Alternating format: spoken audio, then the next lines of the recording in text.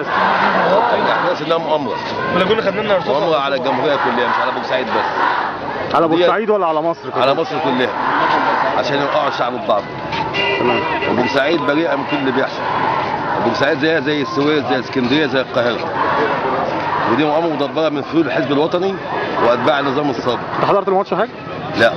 بس بتحضر ماتشات قبل كده في الاستاد يعني؟ يعني مش كتير. تمام. بس يعني اللي حصل ده جديد على جمهور بورسعيد. دول مش بورسعيديه. دول مش بورسعيديه. الاهلي والزمالك بيجوا يلعبوا بورسعيد، عمرنا ما شفنا حد انصاب ولا اتعور ولا مات.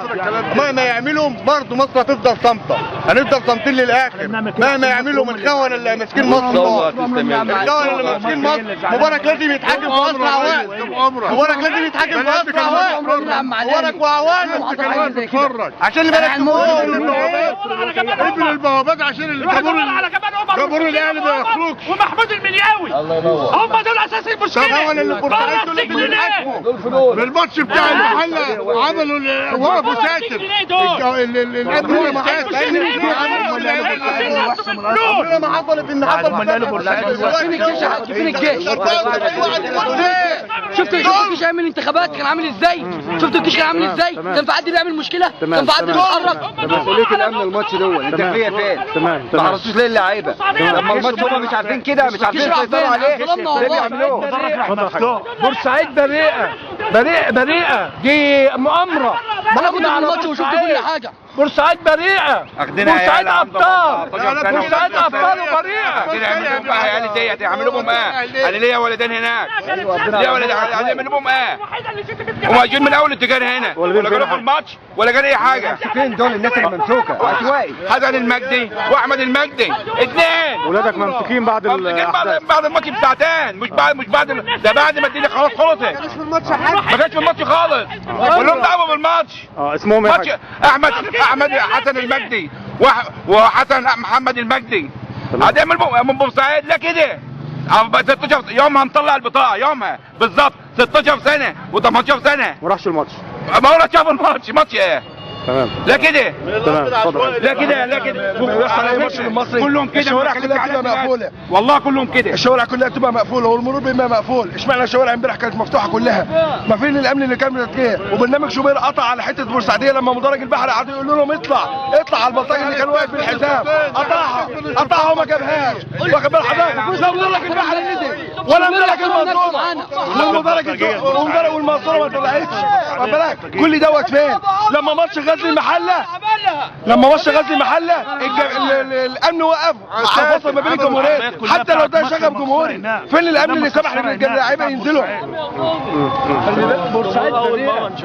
اقسم بالله بورسعيد بريئه، دي مؤامره جامده على البلد، مؤامره جامده. ما صورش النادي الاهلي وهو بيرمي الشماخ على البحر وموتوا الناس اللي فيها الخمسه. انا ما كنتش في الماتش والله. يعني ما تصورش المشكله دلوقتي. بس هم بيقولوا المشكله مشكله امن يا عم. ماشي، بس شبور لما يجي يتكلم يا جماعه. شبور ايه وخرا ايه يا اخي؟ لما بيجي يتكلم شبور ايه يا عمي؟ احنا بنتكلم في الناس اللي ماتت دلوقتي. هو اللي ولع شبور السؤال اللي انا عايز اساله لك، ليه التلفزيون قطع وما لقاش كل اللي حصل؟ ما تصورش ليه؟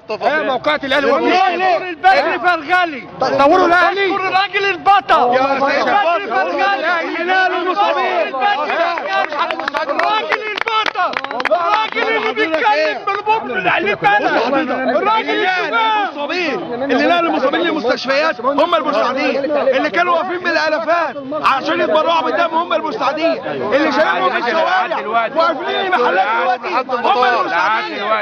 هم البورسعيديين. شوف البلطجيه دي فين؟ كلام الحاج بس براحه.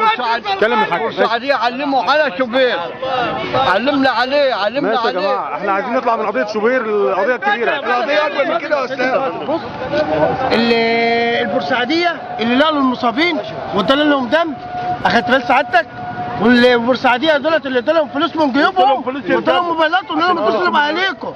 احنا لو كنا عملنا حاجه معاهم ما كانش كل ده حصل. بس احنا سيبنا اهالينا وسيبنا الدنيا كلها ورحنا لهم المستشفى. تمام. وادالوا لهم دم وادالوا لهم فلوس وادالوا لهم الموبايلات. تمام اتفضل يا حاج. احنا ما عندناش حد من عيالنا توفى مع عيالنا. مش كده يا جماعه؟ مش هو ده اللي حصل؟ الله ما بيجيبوش الوفيات بتوع بورسعيد. ما بيجيبوهمش ليه فعلا صح. عشان اصلا النادي الاهلي هم اللي بيعملوا كل حاجه. ليه الاعلام كله ما بيتكلمش على مصابين بورسعيد وشهداء بورسعيد؟ لا ما ما راحوش مسجد مريم وصوروا بورسعيد بقت وحشه. يوم الخميس والناس ميتة، ما شافوش الناس ديت، ما شافوش، ما جابوش. محدش يتكلم عليهم. الاهلي يعني النادي الاهلي على دماغتنا والشعب المصري كله على دماغتنا.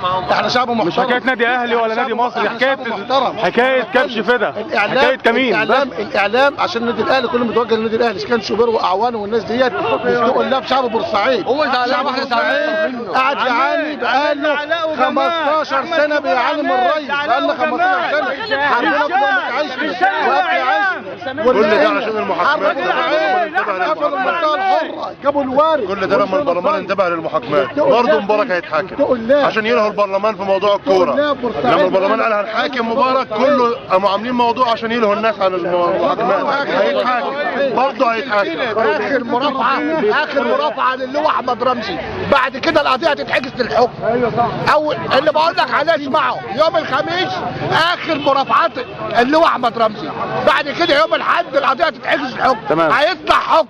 لازم تحصل مشكله في البلد عشان الناس تتلاقى فيه. تمام. اللي بقول لك عليه اسمعه من ابطال 6 اكتوبر. من يا عم بطل من ابطال 6 اكتوبر. دي واحده يا عم الحاج، دي واحده. بورسعيد كلها ابطال يا حاج. بص من 30 سنه اللي بقول لك عليه اسمعه، من 30 سنه الاهلي اجى لاعب المصري هنا على شيء. ابو حشيش ضرب سامو خضير اللي كان بينوم البلد ويقعد. وكان شوبير قاعد على الدكه احتياطي.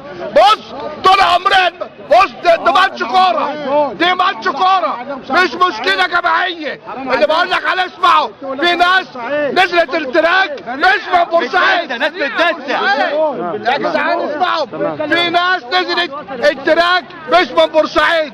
في ناس احتفلت مع عبد الله سيسي مش من بورسعيد.